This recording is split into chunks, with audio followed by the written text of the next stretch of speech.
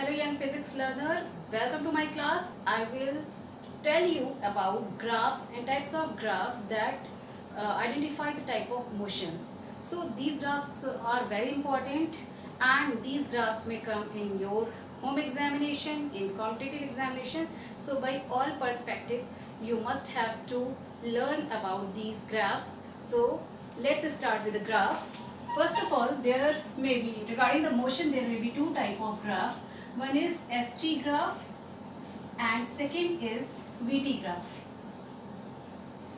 Okay, AT graph, अगर आप higher level और competition level पे जाओगे, then AT graph is also possible.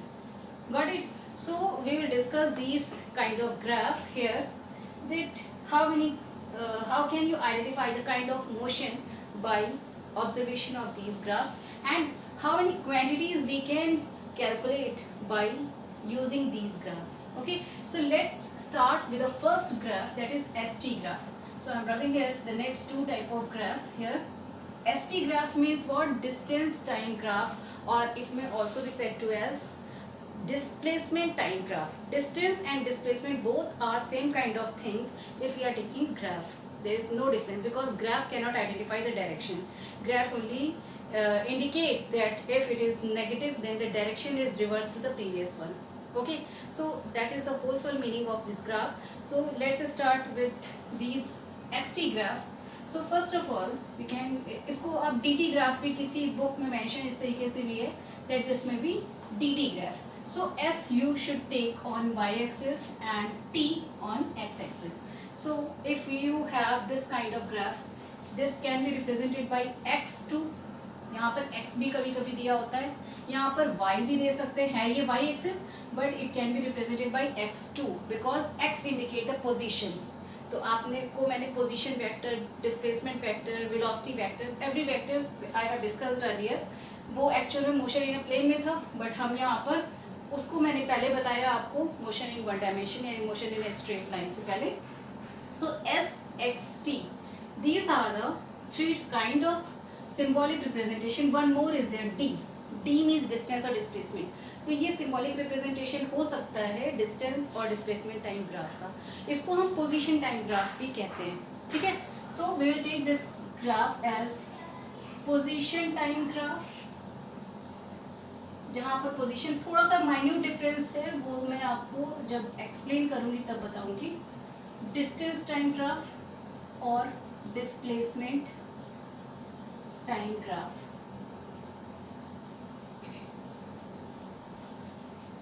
Okay, सो अब इसमें क्या करना है कि ये टाइप ऑफ ग्राफ में हम अगर एक इस टाइप का मोशन दिखाया हुआ है, इस टाइप की ग्राफिकल रिप्रेजेंटेशन है, सो that means what, that time with increase in time there is no change in the position of the body, there is no change in the distance covered by the body, there is no change in the displacement of the body, then we set this kind of motion as rest state. पढ़ा होगा आपने, ये बहुत known graph है जहाँ पर एक parallel line बनानी है टाइम एक्सिस से. टाइम हमेशा हम एक्स एक्सिस में लेते हैं, ये आपने हमेशा ध्यान रखना है. जहाँ पर कॉम्पिटिशन में थोड़ा सा ट्विस्ट करना होता है वहाँ पर टाइम वाई एक्सिस में भी दे देते हैं. वैसे भी क्वेश्चंस आगे आएंगे, मैं आपको बताऊँ कि वो क्वेश्चंस किस तरीके से सॉल्व करने हैं. So S X Y T Y D, these are the symbolic representation of this one, and time here is over the x axis. This indicates state of rest because the body position is fixed here at this position is S here, and this position is fixed. Time is moving on, time is non-constant, or you can say it as a variable quantity. It cannot be stopped. Time हमेशा vary करता है, time vary कर रहा है और position same है. अब यहाँ पर टाइम वेरिएबल टर्म होता है, इसमें आप ये देख लो कि एस हो, एक्स, डी, ठीक है, वाई, ये सारे सिंबॉलिक रिप्रेजेंटेशन है. इस टाइप का ग्राफ पॉसिबल ही नहीं है. ठीक है, क्यों? क्योंकि टाइम कभी कांस्टेंट हो ही नहीं सकता. Time is always a variable quantity, it can never be stopped, it can never be constant term, it is a variable term. तो ये ग्राफ पॉसिबल ही नहीं है. Clear? Next kind of ST graph, we can take it as this one. So you can see here, this is here in this graph time के according पे position continuation में change हो रही, T1, T2, T3, T4 and so on. तो T1 के respect में position हमें y axis पे ऐसे मिल जाएगी, T3 के रिस्पेक्ट में, T4 के रिस्पेक्ट में इस तरीके से. So this one is S1, S2, S3, S4. So position changes with respect to time linearly. If this one is the case, so we can write this term as, you know, the straight line equation y is equal to mx plus c. c यहाँ पे 0 के intercept 0 है, so y is equal to m into x. m क्या होता है? That is slope. So y over x यानी y means s over t, that is equal to m. y over x is equal to m. यहाँ से आएगा, ठीक है. m आ रहा है यानी स्लोप किसको रिप्रेजेंट कर रहा है? y एक्सिस पे क्या है? पोजीशन या डिस्टेंस, डिस्प्लेसमेंट, और x एक्सिस में है time. So distance divided by time, that is speed. Displacement divided by time, that is velocity. So means what? This m which is representing slope here, so this slope indicate velocity. And remember this, velocity का meaning यहाँ पर speed भी हम ले सकते हैं, ठीक है. ये velocity और speed अगर आप देखोगे तो this velocity and speed, these two quantities are constant here. How can we say this? If we are taking position S1 and S2, two positions, we can take the difference of these two positions as delta S. So change in position is equal to distance divided by delta T. So it can be represented as S2 minus of S1 divided by T2 minus of T1. So according to this graph, the equal interval of time, the distance traveled by body is equal. अगर आप delta S2 S1 के बीच में निकालोगे, that is equal to S3 S2 position के बीच की distance अगर आप निकाल रहे हो, that is equal to S4 S3. That means this whole term is equal to S3 S2 divided by T3 T2. This is equal to S4 S3 divided by T4 T3.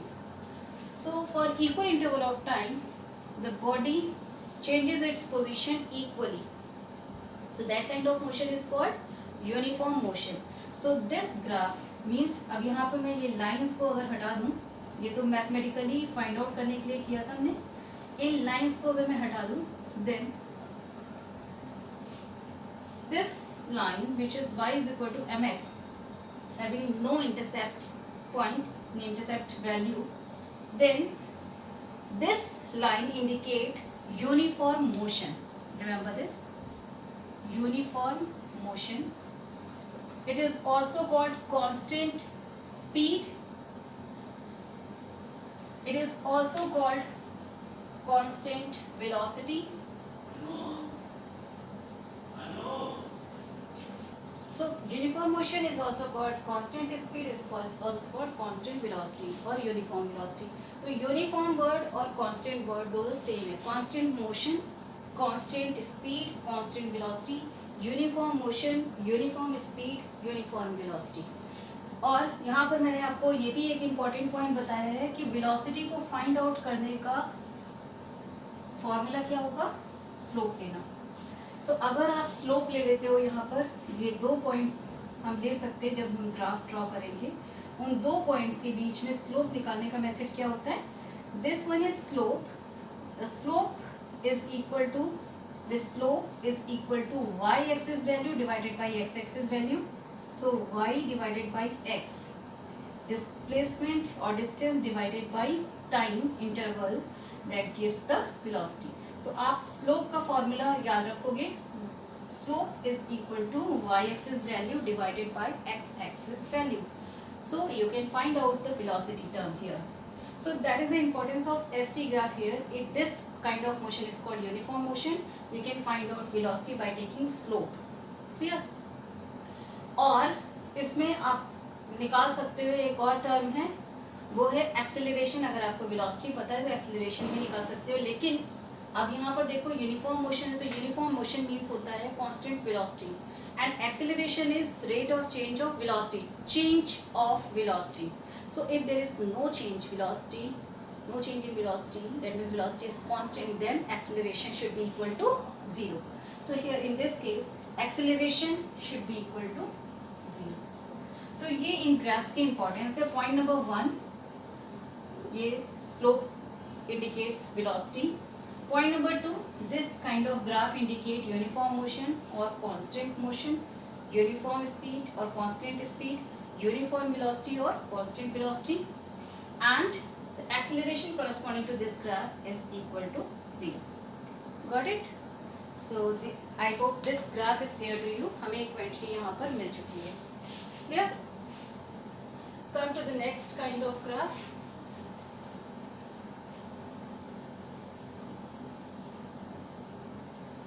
ST graph, and the motion is like this way here. Okay, अगर ऐसा motion हो रहा है तो हो क्या रहा है यहाँ पर कि this is not non-uniform, this is not uniform. First of all, ये कैसा मोशन हो गया? non-uniform motion.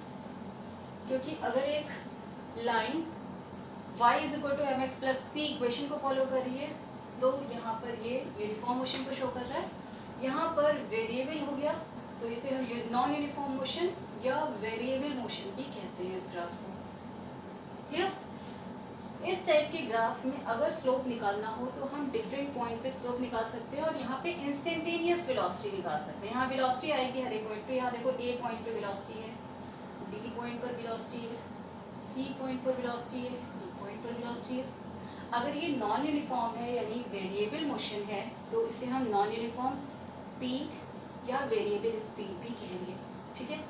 वेरिएबल स्पीड का मीन्स होता है that which is not constant, तो वो वेरी कर रही है हर एक पॉइंट पर. ए पॉइंट पे स्पीड कुछ और है, बी पॉइंट पे कुछ और है, सी पॉइंट पे कुछ और है, डी पॉइंट पे कुछ और है, और ये स्पीड वेरिएबल है इसलिए हम इंस्टेंटेनियस स्पीड निकाल सकते हैं. सो इंस्टेंटेनियस स्पीड का फॉर्मूला हमने आपको बताया था that v instantaneous that is equal to limit delta t tending to 0 delta x divided by delta t. x की जगह s रख सकते हो. मैंने आपको बताया ये सारे सिंबॉलिक रिप्रेजेंटेशन पोजीशन के हैं और उसी पोजीशन के बेसिस पर हम डिस्प्लेसमेंट भी फाइंड आउट कर लेते हैं चेंजिंग पोजीशन से. ठीक है? तो डेल्टा टी टेंडिंग टू 0 का मीनिंग है कि यहाँ पर हम डिफरेंस नहीं लेंगे. ये दो वैल्यूज के बीच में डिफरेंस निकालने का कोई मीनिंग ही नहीं रह जाता. यहाँ पे t1 है, ये t2 है. So we will not take delta t, we will take delta t tending to 0, यानी क्या either we are taking the speed at a point or a speed at b point. That is called instantaneous. At particular instant, what is the speed of the body? Is it clear? So this kind of motion is called non-uniform. अब इसको निकालेंगे कैसे? यहाँ तो हमें slope बड़ी easily मिल गया था. अच्छा, इस ग्राफ को समझाने से पहले इस ग्राफ का एक इम्पॉर्टेंट पॉइंट और मैं बता दूँ that slope is equal to y by x. अगर आप ये ट्रायंगल ले लेते हो a b and this one is c, so इस ट्रायंगल में अगर आप y by x ले रहे हो, so this is corresponding to tan theta. Tan theta is equal to perpendicular over base. So slope that is y by x, this is also equal to tan theta. So theta से भी हमें बहुत कुछ पता चल जाता है slope का कि वो थीटा की वैल्यू कैसी है, इसका मतलब corresponding स्लोप कितना होगा, इसका मतलब corresponding स्पीड कितनी होगी.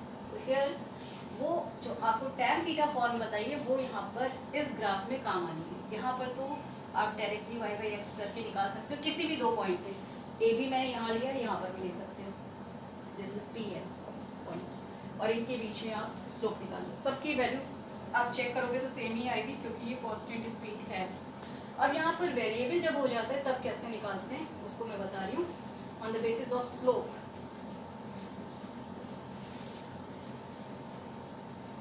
देखो हमें करना क्या होगा कि स्लोप होता क्या है कि थीटा की वैल्यू को हम स्लोप कहते हैं. तो अगर हमें ए पॉइंट पे निकालना है तो ये जो कर्व आ रहा है इस पर ए पॉइंट पर हम एक टेंजेंट ड्रॉ कर दें. मैथ्स के स्टूडेंट को पता है और आई थिंक कि नॉन मेडिकल वो सॉरी मेडिकल के स्टूडेंट्स को भी पता ही होगा. ये है टेंजेंट ए पॉइंट पर,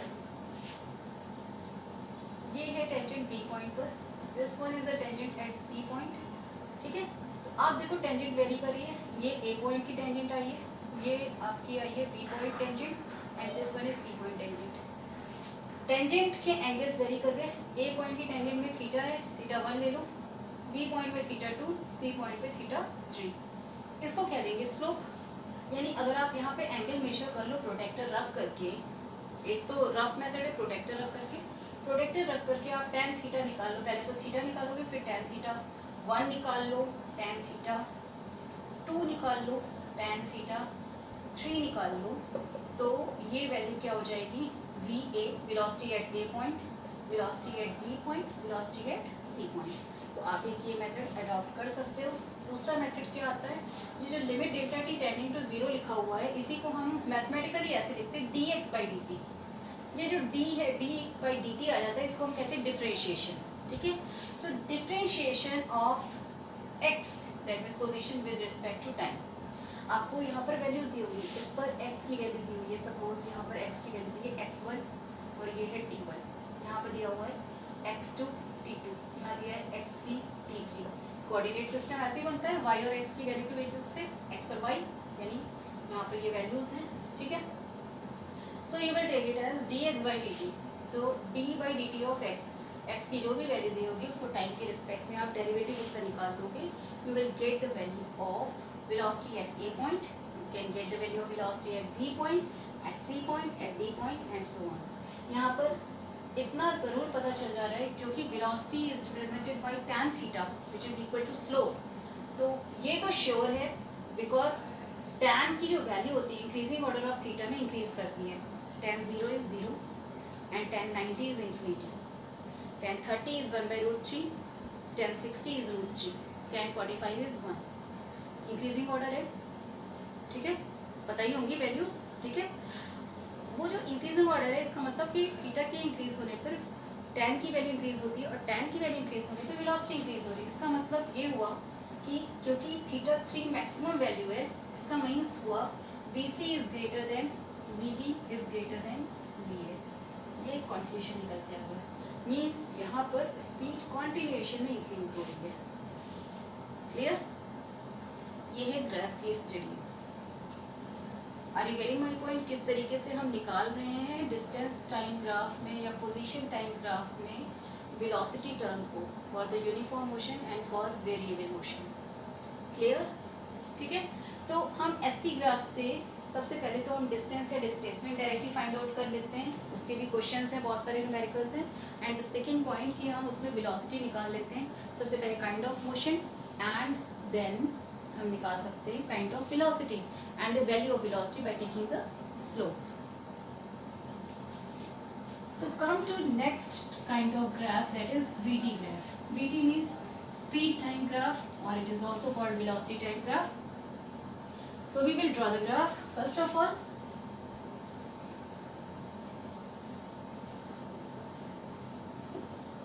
VT, this kind of graph is not possible.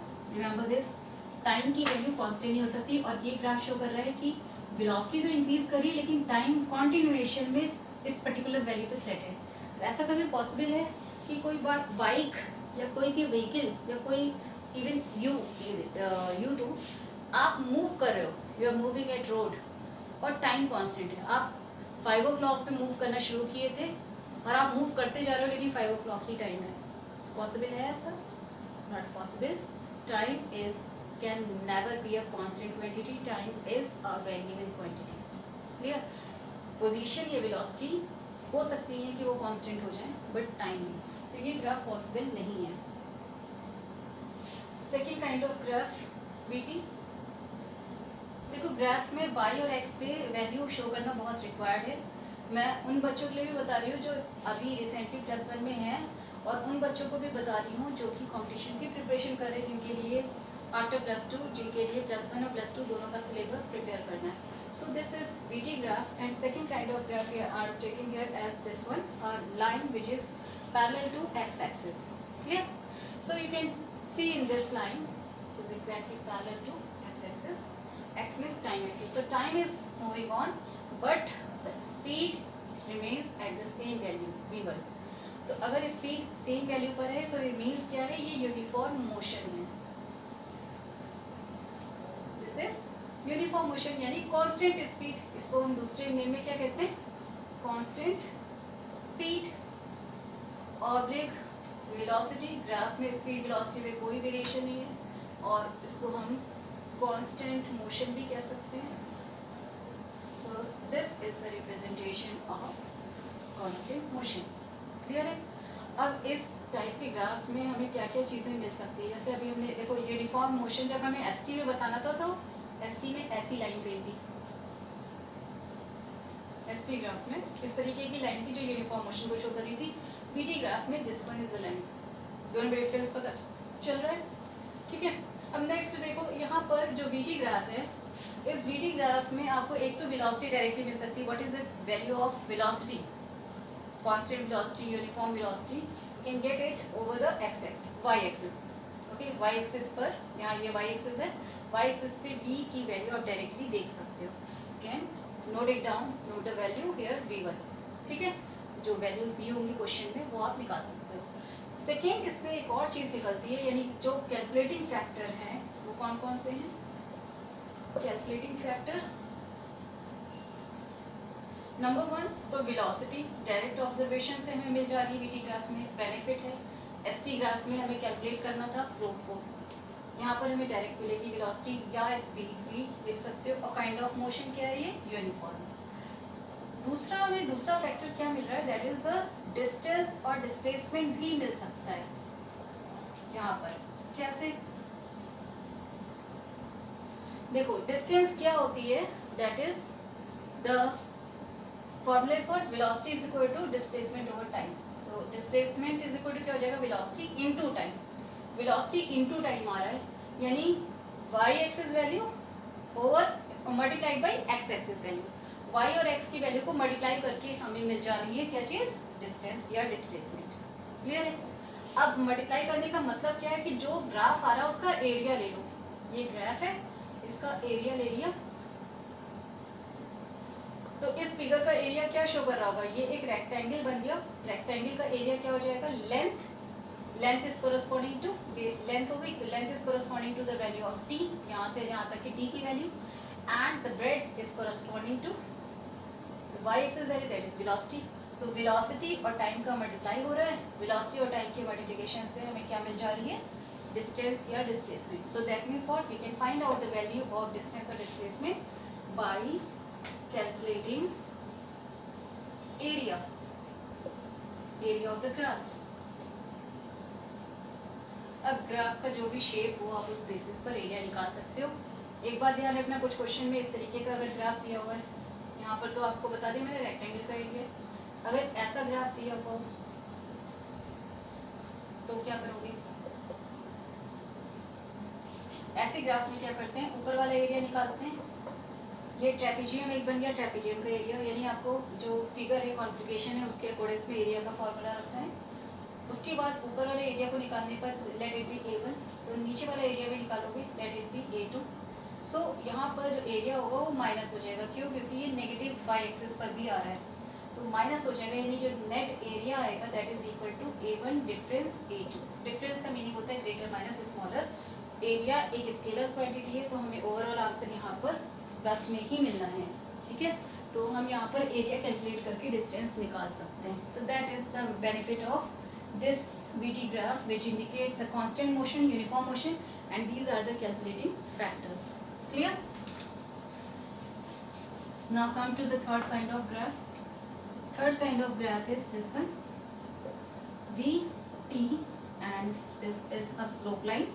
So यहाँ पर ये एक लाइन आ रही है जो कि यूनिफॉर्म मोशन ST ग्राफ में शो करती है, तो ये तो ST ग्राफ नहीं है। जब भी आपके सामने ग्राफ आए तो सबसे पहले क्या करना है, फर्स्ट स्टेप ये होना चाहिए कि आपको y एक्सिस और x एक्सिस पे वैल्यू देखनी है कि क्या दिया हुआ है, xt ग्राफ है कि वो vt ग्राफ है। मोशन की रिगार्डिंग में दो ही काइंड के ग्राफ दिए होंगे, एक मैंने आपको at ग्राफ भी बताया, वो मैं अभी आगे डिस्कस करूँगी। बट यहाँ पर क्या है, vt ग्राफ अगर है तो इस तरीके का ग्राफ आपका दिया हुआ है। इसमें आप देखो इस काइंड के मोशन में time t is equal to 0 पर वेलोसिटी 0 है, t is equal to t1 पर वेलोसिटी की वैल्यू हो गई v1, t2 पर वेलोसिटी की वैल्यू हो गई v2, and so on. t3 पर v3, ठीक है। तो यहाँ पर equal change in velocity in equal interval of time. तो ऐसा इस काइंड ऑफ ग्राफ को हम क्या कहेंगे, जब आपने डेफिनेशन पढ़ी थी, when there are equal changes in velocity in equal interval of time then corresponding acceleration is said to be uniform acceleration. तो एक होता है नॉन यूनिफॉर्म एक्सेलरेशन, एक होता है यूनिफॉर्म एक्सेलरेशन। सो इस ग्राफ के बेसिस पर ये जो मोशन है ये यूनिफॉर्म एक्सेलरेशन का मोशन है। यानी एक सर्कुलर मोशन जो होता है, आपके में आगे टॉपिक भी आना है यूनिफॉर्म सर्कुलर मोशन। तो यहाँ पर ये रेडियस है, सर्कुलर मोशन यूनिफॉर्म स्पीड से अगर कोई बॉडी मूव कर रही है और उसका डायरेक्शन चेंज हो रहा है A point, B point, C point पर, तो डायरेक्शन अगर चेंज हो रहा है तो वेलोसिटी में वेरिएशन हो जाएगा, ठीक है। लेकिन मैग्नीट्यूड वाइज सेम है, तो इस तरीके के मोशन को यूनिफॉर्म सर्कुलर मोशन कहा जाता है। तो यूनिफॉर्म एक्सेलरेशन शो करता है इस काइंड का ग्राफ, ठीक है। अब यहाँ पर अगर ये यूनिफॉर्म एक्सेलरेशन ग्राफ है तो इसमें हम एक्सेलरेशन की वैल्यू कैसे निकाल सकते हैं। Remember the formula a is equal to delta v over delta t, यानी y axis value over x axis value, and this is corresponding to what, this is corresponding to slope of this graph. तो यहाँ पर आपने एक a point लिया, एक b point लिया और यहाँ इसका स्लोप निकाल लिया। स्लोप का फॉर्मूला सेम रहता है, y एक्सिस वैल्यू, यानी यहाँ पे क्या हो जाएगा, ये y एक्सिस वैल्यू है यानी v divided by x axis value यानी दैट इज t। तो v डिवाइडेड बाई t से हमें मिल जाता है क्या चीज, acceleration. So we can find out the acceleration by taking slope. Here slope is equal to m which is equal to tan theta. इस ट्रायंगल में अगर देखोगे तो ये स्लोप किसके इक्वल होना चाहिए, थीटा ये एंगल है, so perpendicular over base is equal to tan theta. We can get the slope value of this graph and that is equal to acceleration. Clear clear है ये पॉइंट। सो यहाँ पर ये यूनिफॉर्म एक्सेलरेशन और ये slope acceleration को show कर रहा होगा, यानी हम एक्सेलरेशन कैलकुलेट कर सकते हैं बाय टेकिंग स्लोप। यहाँ पर आपने देखा था कि यहाँ पर एक्सेलरेशन की वैल्यू तो आएगी नहीं क्योंकि वेलोसिटी क्या है, कांस्टेंट है। तो constant velocity means change in velocity is zero. If change in velocity is zero then acceleration, change in velocity is zero then acceleration is zero. तो यहाँ पर तो हमें एक्सेलरेशन निकालना ही नहीं था, अदरवाइज यहाँ पर देखो तो एक्सेलरेशन क्या हो जाना चाहिए, that is equal to zero. यहाँ पर एक्सेलरेशन की वैल्यू आ रही है, क्लियर। अब ऑब्वियसली इसमें हम डिस्टेंस या डिस्प्लेसमेंट निकाल सकते हैं, that is equal to v into t. और कैसे लेंगे, यहाँ पर इस पूरे ट्राइंगल का ये जो स्लोप लाइन है इससे जो ट्राइंगल बन रहा होगा इसका area, so area of this triangle that is equal to distance और displacement. Is it clear, clear हो रहा है ये होगा, ठीक है, आई एम श्योर।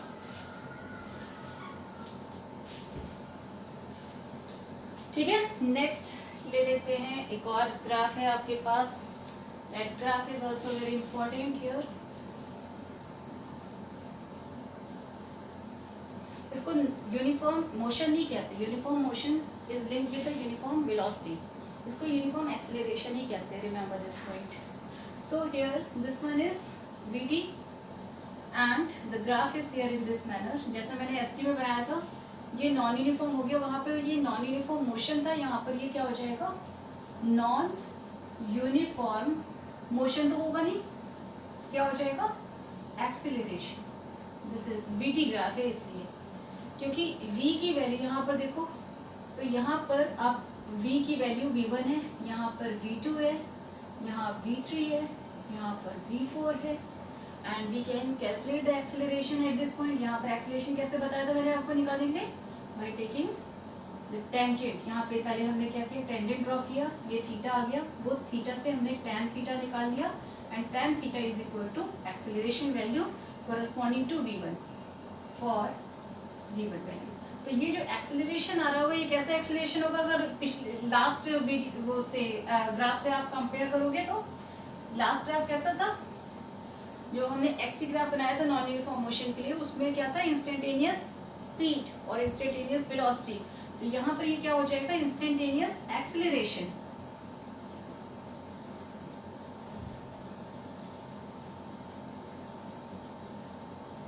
ठीक है, इंस्टेंटेनियस स्पीड नहीं है ये, ये क्या है, instantaneous acceleration. Obviously speed is variable here, ये स्पीड अलग अलग है डिफरेंट पॉइंट पर, तो स्पीड तो वेरिएबल है, लेकिन ये ग्राफ किसको शो कर रहा है, इंस्टेंटेनियस एक्सेलरेशन हम डिफरेंट पॉइंट पर निकाल सकते हैं। सो हियर दिस वन यहाँ पे इस पॉइंट के कोरस्पॉन्डेंस में थीटा देखो तो इंक्रीज होते जा रहे हैं, theta 1, theta 2, theta 3, so theta 3 is greater than theta 2 is greater than theta 1. It implies that tan theta 3 is greater than tan theta 2 is greater than tan theta 1. It implies that A3 third point पर greater है as compared to A2 as compared to A1. Acceleration. Here is acceleration. So we can get the instantaneous acceleration by taking the instantaneous slope at particular point corresponding to the tangent drawn at that point. Clear? Clear है। यहाँ पर आ जाता है कि अब ऐसे graph में, VT graph में हर जगह हम एरिया से हम डिस्टेंस निकाल ले रहे थे, यहाँ पर कैसे निकालें, तो यहाँ पर डिस्टेंस निकालने के लिए आपको सेम मेथड अडॉप्ट करना होगा। आप क्या करोगे, इस ग्राफ को थोड़ा क्लीन कर देती हूँ अब मैं। दिस इज टी, ठीक है, ये ऐसा ग्राफ आया है, तो आप क्या करोगे, किसी भी ये एक छोटा सा पोर्शन कट करोगे और ये इस पोर्शन के रिस्पेक्ट में निकालोगे आप एरिया, और उसको इंटीग्रेट कर दोगे लिमिट से, 0 से लेकर के कहाँ किस लिमिट तक जा रही है, let this limit is T, तो 0 से लेकर टी लिमिट तक इंटीग्रेट कर दोगे तो आपको मिल जाएगा क्या चीज़, the distance corresponding to this graph. Non medical वाले बच्चों को समझ में आ रहा होगा, मेडिकल वाले बच्चों के लिए मे बी पॉसिबल थोड़ा सा डिफिकल्ट लग रहा हो, लेकिन धीरे धीरे करके समझ में आ जाएगा, वो प्रैक्टिस पर डिपेंड करता है, न्यू थिंग है बट आ जाएगा, क्योंकि नॉन मेडिकल वाले बच्चों ने भी अभी पढ़ा है integration and differentiation, may be possible अभी ना भी पढ़ा हो, कई स्कूल्स में नहीं कराया गया है, तो जो नहीं कराया गया उसके लिए बता रहे हैं। यहाँ पे डिस्टेंस या डिस्प्लेसमेंट निकालने के लिए हमें क्या करना है, इंटीग्रेशन करना है यहाँ पर, और इंटीग्रेशन यहाँ पे किस रिस्पेक्ट में करते हैं, वी डी टी, इसको अगर हम इंटीग्रेट करेंगे from the limit, time limit 0 to t, तो हमें मिल जाएगा, पहले हमें छोटा सा इंटीग्रेशन लिमिट लेना होगा, ये t1 और t2 है, तो इसकी इंटीग्रेशन की वैल्यू पहले हमें निकालनी होगी, उसके बाद हम इसको इंटीग्रेट कर देंगे, so we can get the value of this distance. So integration के थ्रू हमें यहाँ इस वेरिएबल एक्सेलरेशन के लिए, non uniform acceleration means variable acceleration के लिए हमें डिस्टेंस या डिस्प्लेसमेंट मिल जाएगा। Is it clear?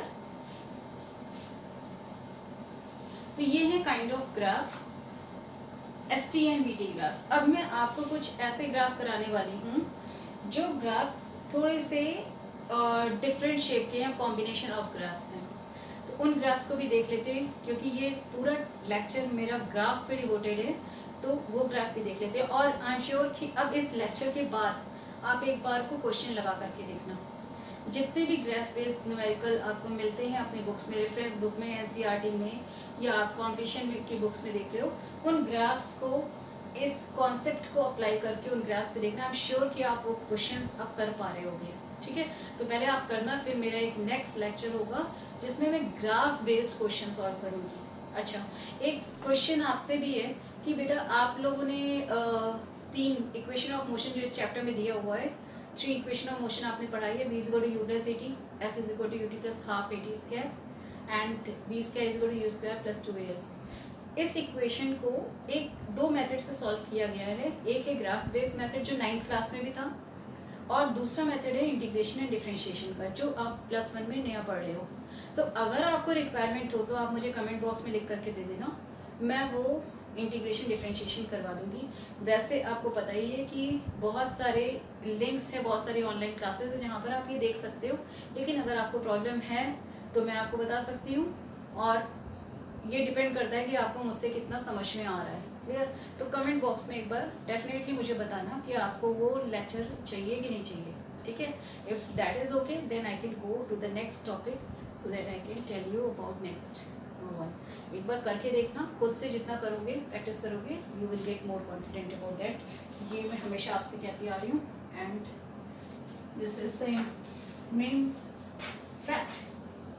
सो ये ग्राफ्स हैं देखो देयर आर 6 ग्राफ्स हियर, एक और ग्राफ है वो अभी मैं बाद में बनाती हूँ। तो ये 6 ग्राफ में आपको बताना है कि ये किस काइंड का मोशन है और ऐसा मोशन पॉसिबल है कि नहीं है। जैसा मैंने अभी आपको पहले बताया था कि टाइम इज कांस्टेंट ग्राफ जो पॉसिबल नहीं होता है, तो वो यहाँ चेक कर लेते हैं कि ऐसा ग्राफ पॉसिबल है कि नहीं है, या अगर पॉसिबल है तो which kind of motion is this. तो मैंने आपको फर्स्ट स्टेप बताया है that first of all you should see that what is given on x and y axis. तो यहाँ देख लो ये एक्स टी ग्राफ है यानी पोजीशन टाइम, ये वेलोसिटी टाइम ग्राफ है, ये स्पीड टाइम ग्राफ लिखा हुआ है, ये एक्स टी ग्राफ है यानी path length and time graph दिया है, this is x t graph, this is x t graph. तो ग्राफ आपने देख लिया कि कौन से ग्राफ हैं, ठीक है। अब फर्स्ट ग्राफ में आते हैं, it is given here that this is the shape of the graph. अब यहाँ पर एक टाइम देखते हैं, दिस टाइम इज t1, इस टाइम में ये एक पोजीशन हमें मिल रही है दैट इज x1, और इसी टाइम पे हमें दूसरी पोजीशन मिल रही है x2। क्या ऐसा पॉसिबल है कि एक बॉडी एक ही टाइम में दो डिफरेंट पोजीशन पे हो? या अगर हम यहाँ पर भी देखेंगे तो हमें दो पोजीशन मिल जाएंगी 1 और 2, ठीक है। तो आप खुद देखो कि ऐसा तो पॉसिबल है ही कि कोई भी बॉडी की position, this is x t graph position, तो कोई भी बॉडी की पोजीशन एक टाइम पे दो जगह पॉसिबल है, एक टाइम पे एक बॉडी एक ही पोजीशन पर होगी, सो this graph is not possible. Clear? Clear है ये? नेक्स्ट ग्राफ में आ जाते हैं, this is VT graph, velocity time graph. अब यहाँ पर टाइम देखते हैं सबसे पहले, ये हमने टाइम ले लिया t1, इस टाइम पे एक पॉजिटिव वेलोसिटी आ रही है, दिस इज v1, और एक नेगेटिव वेलोसिटी आ रही है on the same time. Negative velocity का मीन्स है ऑपोजिट डायरेक्शन, पॉजिटिव वेलोसिटी का मतलब है जिस डायरेक्शन में मूव कर रहा था, नेगेटिव वेलोसिटी का मतलब उसके ऑपोजिट डायरेक्शन में। तो एक ही टाइम पे एक बाइक है, सपोज वो ईस्ट में जा रही है, वो उसी ईस्ट में जाते जाते वेस्ट में भी उसी टाइम पे जा रही होगी, तो बाइक के मीन्स 2 पीसेज हो चुके हैं। ओके, इज इट पॉसिबल कि एक बाइक है, एक बाइक को आप चला रहे हो, उसके 2 पीसेज हो जाएं, एक ईस्ट डायरेक्शन में जाए और एक वेस्ट डायरेक्शन में जाए? नॉट पॉसिबल, ये ग्राफ भी पॉसिबल नहीं है। यानी वेलोसिटी की पॉजिटिव और नेगेटिव वैल्यू एक ही टाइम पे पॉसिबल नहीं है, अलग अलग टाइम पे हो सकती है, एक टाइम पे नहीं है पॉसिबल। क्लियर? नेक्स्ट ग्राफ पे आ जाते हैं, स्पीड दिया हुआ है और टाइम दिया हुआ है। तो अगर ये स्पीड दिया हुआ है, देखो यहाँ v नहीं मेंशन किया, यहाँ v मेंशन किया हुआ था। v मीन्स वेलोसिटी भी हो सकती है, स्पीड भी हो सकती है। तो वेलोसिटी, आपने वेलोसिटी और स्पीड में डिफरेंस पढ़ा है, velocity can be positive, negative as well as zero. Speed is always positive, ठीक है। स्पीड स्केलर क्वांटिटी होती है, वेलोसिटी वेक्टर क्वांटिटी होती है। तो ये डिफरेंस जो आपने पढ़े थे, वो डिफरेंस यहाँ यूटिलाइज करके देखो ये स्पीड क्यों दिया हुआ है। स्पीड हमेशा एक पॉजिटिव टर्म होना चाहिए, तो ग्राफ में पॉजिटिव होना चाहिए। यहाँ पर देखो तो इस टाइम में तो स्पीड पॉजिटिव है, यहाँ पर v है, v1 ले लेते हैं, बट ये नेक्स्ट टाइम पे स्पीड नेगेटिव हो गई, ये v1 डैश ले ले रहे विद -9, तो स्पीड नेगेटिव तो पॉसिबल ही नहीं है किसी भी टाइम पर, तो इसलिए ये ग्राफ भी not possible. That means these 3 graphs are not possible. समझ में आ रहा है ग्राफ को रीड कैसे करते हैं? तो ये रीडिंग ऑफ ग्राफ है। नेक्स्ट यहाँ पे देखो total path length and T. तो टोटल पाथ लेंथ अगर आप निकाल रहे हो, यहाँ पर टाइम लेते हैं t1, यहाँ लिया t2, यहाँ पे ले लिया t3, ठीक है। 0 टाइम पे पाथ लेंथ 0 है, ठीक है। फिर t1 टाइम पे पाथ लेंथ कितनी हो गई? मैक्सिमम हो गई। फिर पाथ लेंथ कम होने लगी और फिर नेक्स्ट टाइम पे 0 हो गई। तो ये पॉसिबल नहीं है कि अगर पाथ लेंथ बढ़ रही है, जैसे एक बॉडी है, ठीक है, वो अपनी इनिशियल पोजीशन ए से चलना स्टार्ट हुई थी, ये बी पर गई, फिर सी पर गई, फिर डी पर गई, इस तरीके से जा रही है। तो अगर ये इस तरीके से जा रही है तो ऑब्वियसली कि पाथ लेंथ तो इंक्रीजिंग ऑर्डर में ही होगी, डिक्रीज तो करेगी नहीं पहली चीज़ तो, क्योंकि इनिशियल पोजीशन के रिस्पेक्ट में हम लेंगे। पाथ लेंथ का मीनिंग क्या होता है? The length covered by body, तो वो डिक्रीज तो करेगी नहीं। या ऐसा हो सकता है कि ये बॉडी ए से बी तक गई, फिर बी से वापस आई सी पर, फिर ये 0 हो गई यहाँ पर, ठीक है। यहाँ 0 हुई तो ये पॉइंट जो हो रहा है वो 0 आ जा रहा है। पर यहाँ पर अगर हम पाथ लेंथ ले रहे हैं तो पाथ लेंथ का मतलब ए से बी तक गई है और बी से ए तक गई है, तो पाथ लेंथ कितना हो जाएगा? L is equal to AB plus BA, क्योंकि पाथ लेंथ तो स्केलर क्वांटिटी होती है, डायरेक्शन के नेगेटिव होने पर ये माइनस में तो आ नहीं जाएगा। So that is why it is it should be double of the length. अगर ये वापस भी जाएगी बॉडी तो ये डबल ऑफ द लेंथ में आएगी, तो ये ग्राफ तो पॉसिबल नहीं आ रहा है कि ये लेंथ 0 हो जाए। Okay, is it clear? और दूसरा आप यहाँ पे देखो, एक बार बॉडी जो आपका ये एक्स टी ग्राफ अगर आप ले रहे हो पोजीशन टाइम ग्राफ, तो पोजीशन टाइम ग्राफ में यूनिफॉर्म मोशन, यूनिफॉर्म एक्सीलरेशन, नहीं सॉरी यूनिफॉर्म मोशन होगा, एक्सीलरेशन नहीं है ये, क्योंकि एक्स टी ग्राफ में हम वी निकालते हैं केवल, ए नहीं। सो यहाँ पर ये यूनिफॉर्म मोशन है, और यूनिफॉर्म मोशन का मतलब होता है ए की वैल्यू तो ऑलरेडी 0 है। फिर यूनिफॉर्म ये क्या हो गया, मोशन है डिक्लाइनेशन में, तो एक बार ऐसा हो रहा हो कि स्पीड बढ़ रही हो और फिर स्पीड डिक्रीज कर गई हो, स्पीड 0 हो गई हो, तो ये पॉइंट भी पॉसिबल नहीं है। सो दोनों मैनर से अगर आप देखोगे तो पाथ लेंथ और टाइम ग्राफ में ये नेट पाथ लेंथ 0 तो पॉसिबल नहीं हो सकती at greater time. So this graph is also not possible. Clear है? यहाँ पर आ जाते हैं इन ग्राफ्स में। ये जो ग्राफ है, ये देखो जो एक्स टी ग्राफ है, this is position time graph, और ये ग्राफ इस तरीके से बढ़ रहा है, ठीक है, ऐसे इंक्रीज हो रहा है। तो एक्स टी ग्राफ में हम निकालते क्या है, किसी भी पॉइंट पर हम वेलोसिटी निकाल सकते हैं। यहाँ इस पॉइंट पर अगर वेलोसिटी निकालेंगे तो कैसे निकालेंगे, बाय टेकिंग द स्लोप। ये टेंजेंट पहले ड्रॉ किया, टेंजेंट का एंगल देख लिया, ठीक है, तो एक ये टेंजेंट है, तो ये हॉरिजॉन्टल से इतना एंगल बना रही है। यहाँ इस पॉइंट पे देखेंगे तो टेंजेंट हम इस तरीके से ड्रॉ करेंगे, ये हॉरिजॉन्टल से इतना एंगल बना रही है। सो दैट मीन्स व्हाट कि विद इंक्रीजिंग टाइम, यहाँ पे इंक्रीजिंग ऑर्डर है, वेलोसिटी इंक्रीज हो रही है। एक्स टी ग्राफ में हम वेलोसिटी निकाल लेते हैं, वेलोसिटी टाइम के अकॉर्डिंग से इंक्रीज हो रही है, क्योंकि वेलोसिटी का फॉर्मूला क्या है, velocity is equal to tan theta. Velocity in x t graph can be find out by taking the slope.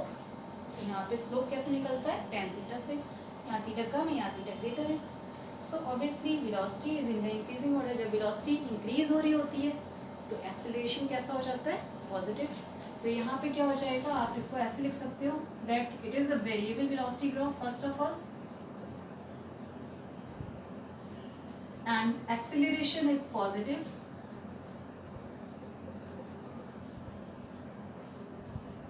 ठीक है। एक्सेलरेशन के पॉजिटिव होने का मतलब क्या है, velocity is in increasing order, velocity बढ़ रही है, ये इंक्रीज हो रही है, तो ये पॉजिटिव एक्सेलरेशन को शो कर रहा है। क्लियर है? अब नेक्स्ट काइंड ऑफ ग्राफ में आ जाते हैं। ये ग्राफ देखो, इस ग्राफ में अगर इस पॉइंट पे टेंजेंट ड्रॉ करेंगे तो ये टेंजेंट कुछ इस तरीके से जाएगी, ठीक है। ये टेंजेंट में अगर थीटा कहीं भी नेगेटिव आ जाए, ये यहाँ पर रिवर्स आ रहा है, देखो थीटा कैसे हम लेते हैं, from the positive x axis से हम थीटा लेते हैं, ठीक है। तो ये थीटा नेगेटिव थीटा हुआ, माइनस थीटा हुआ। यहाँ देखो, ये फर्स्ट कोऑर्डिनेट में साइन से लेकर के कॉट तक सारे जितने 6 ट्रिग्नोमेट्रिकल टर्म है, ये सारे पॉजिटिव होते हैं। यहाँ पर साइन और कॉसेक पॉजिटिव होते हैं, बाकी सब नेगेटिव होते हैं। यानी इस सेकंड कोऑर्डिनेट में जो आएगा वो ये टर्म जो आ रहा है यहाँ पर देखो, तो ये सेकंड कोऑर्डिनेट में आ रहा है, हॉरिजॉन्टल लाइन के इस साइड आ रहा है, यानी वर्टिकल लाइन से आगे, this one is vertical line 90 से आगे इस साइड में है। तो यहाँ पर क्या आ रहा है कि साइन और कॉसेक को छोड़ करके बाकी सारी टर्म नेगेटिव, यानी tan टर्म नेगेटिव है। तो tan theta negative, tan theta negative अगर आएगा तो इसका मीन्स हुआ कि tan थीटा की वैल्यू अगर नेगेटिव में आ रही है तो इसका मीनिंग हुआ कि tan theta is corresponding to the velocity term. आपने ये पढ़ा था, वेलोसिटी इज इक्वल टू क्या होना चाहिए, tan थीटा। तो वेलोसिटी नेगेटिव टर्म में आ गई। नेगेटिव टर्म का मतलब क्या हुआ, डिक्रीजिंग ऑर्डर। तो यहाँ पे वेलोसिटी क्या है, डिक्रीज कर रही है। अगर ये वेलोसिटी डिक्रीज कर रही है तो इसका मीनिंग ये है कि एक्सीलरेशन क्या है, नेगेटिव है। क्यों? क्योंकि एक्सीलरेशन क्या होता है, delta v divided by delta t. तो final velocity minus initial velocity divided by change in time. Final velocity अगर कम है इनिशियल वेलोसिटी से, देन ये जो एक्सीलरेशन की वैल्यू है ये नेगेटिव में आएगी। और यहाँ पर एक्सीलरेशन नेगेटिव है and velocity is in the decreasing order. तो इस ग्राफ का मीनिंग आ रहा है वेलोसिटी डिक्रीजिंग ऑर्डर में है and acceleration is negative. So this is overall result of this graph. Clear है ये? अब एक नेक्स्ट ग्राफ ले लेते हैं, एक जो मैंने कहा था लास्ट ग्राफ बाकी है, वो ग्राफ इसी टाइप का ग्राफ बना है, x t graph, and this is the kind of graph. अगर ऐसा ग्राफ है तो ये ग्राफ तो मैं पहले डिस्कस कर चुकी हूँ। वेलोसिटी इज कांस्टेंट हियर, इस तरीके का अगर ग्राफ आता है, वेलोसिटी कांस्टेंट है तो एक्सेलरेशन क्या हो जाएगा, 0, because acceleration is equal to delta v divided by delta t। तो चेंज इन वेलोसिटी कितनी हो गई, 0, and 0 divided by time is 0। तो टाइम तो कभी भी आपको पता ही वेरिएबल क्वांटिटी है, वेलोसिटी में चेंज 0 है तो एक्सेलरेशन 0 हो जाएगा। तो ये आपका ग्राफ अगर इंक्रीजिंग ऑर्डर में जाता है तो वेलोसिटी इंक्रीजिंग ऑर्डर में होती है, एक्सेलरेशन पॉजिटिव होता है। ग्राफ अगर डिक्रीजिंग ऑर्डर में जा रहा होता है तो वेलोसिटी डिक्रीज करी होती है एंड एक्सेलरेशन नेगेटिव हो जाता है। अगर ये ग्राफ यूनिफॉर्मिटी को शो कर रहा होता है देन वेलोसिटी कांस्टेंट हो जाती है एंड एक्सेलरेशन 0 हो जाता है। सो ये तीनों ग्राफ मैच करते हुए और आपको ये क्वेश्चन अराइज होता है कि how can you draw the positive acceleration, negative acceleration and 0 acceleration on x t graph. तो वो ये है, क्लियर है। तो आई थिंक दैट कि मैंने काइंड ऑफ ग्राफ, जितने टाइप ऑफ ग्राफ थे आपसे डिस्कस किए, इन पे बेस न्यूमेरिकल कैसे बनते हैं, इन्हीं ग्राफ्स में डेटा दिए होते हैं, वैल्यूज़ दी होती हैं और उन वैल्यूज़ को हमें बस इन्हीं फॉर्मूले में, इन्हीं कॉन्सेप्ट्स को अप्लाई करके उन वैल्यूज़ में निकालना होता है लास्ट रिजल्ट। तो वो भी मैं आगे डिस्कस करूँगी अपनी नेक्स्ट क्लास में। So keep watching and I will be very happy if you will comment over this video that whether वो क्वेश्चन जो मैंने आपसे पूछा था, whether you want to know about derivation of 3 equation of motion by integration method or not, ठीक है। And obviously you can comment regarding this video as well as another video if you have any query। मैं video की marking नहीं है मुझे चाहिए, मैं आपसे बात कर रही हूँ regarding with the queries। If you have any query you can ask to me anytime, I will give response accordingly। So thank you for today, we will meet again।